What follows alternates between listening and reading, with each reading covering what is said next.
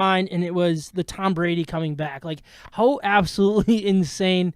I mean, it was kind of expected, but at the same time, you didn't expect it. You know what I mean? It was like, there was that, he never, like, his tone was, I don't know. Like, it seemed like he made his decision. He didn't seem like the type of guy that would be going back and forth. He's either all in or all out.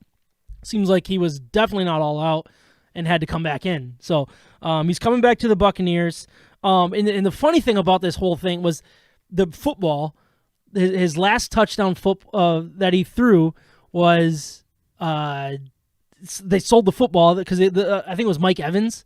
He's known for throwing the ball into the stands, and he threw the football into the stands, and a fan got it, and it got sold. It got sold on Saturday. This was announced on Sunday that he's coming back. It sold for $518,000 on Saturday, and now all of a sudden, what is this thing worth? Like, this is one of the worst investments of all time. This is, I mean, I've done some bad investments on the Robinhood and stuff, but man, this one's pretty bad.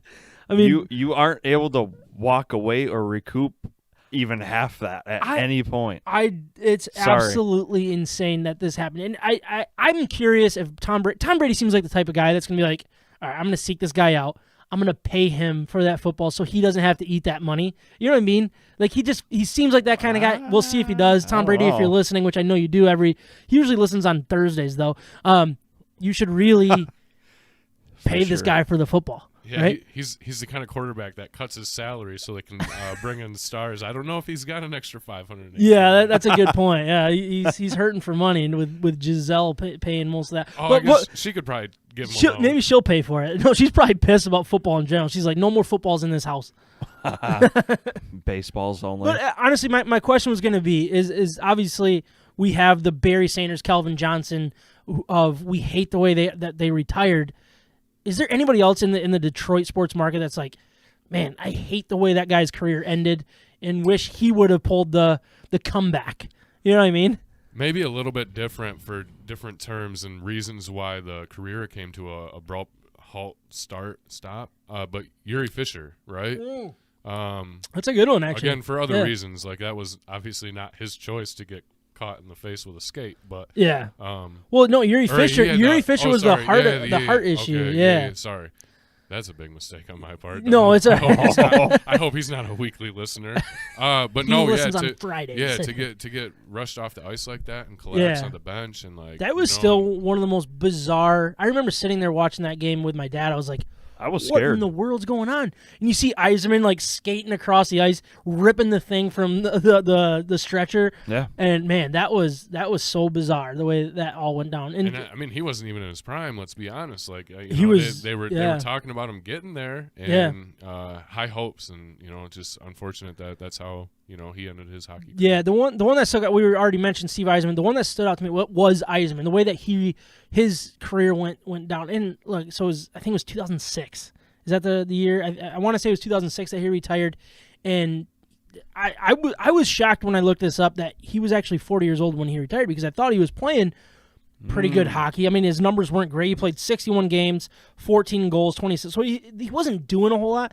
But when they lost to Calgary in the playoffs in that opening round, and just kind of the way it all went down, because he got that eye injury, he got the puck in the eye earlier in the series, and then watching him skate up, there's that memorable picture of him skating through the Zamboni doors. Like, wait, that's his send-off? Like, it just felt like, as Red Wing fans, we were robbed of a true good send-off of what Yzerman deserved. Very lackluster. And, I'm not a big, farewell tour type guy. Like, when these guys do it and like, oh, yeah, this is going to be my last year, like Coach K's going through, like, this is my last year. Celebrate me all year long.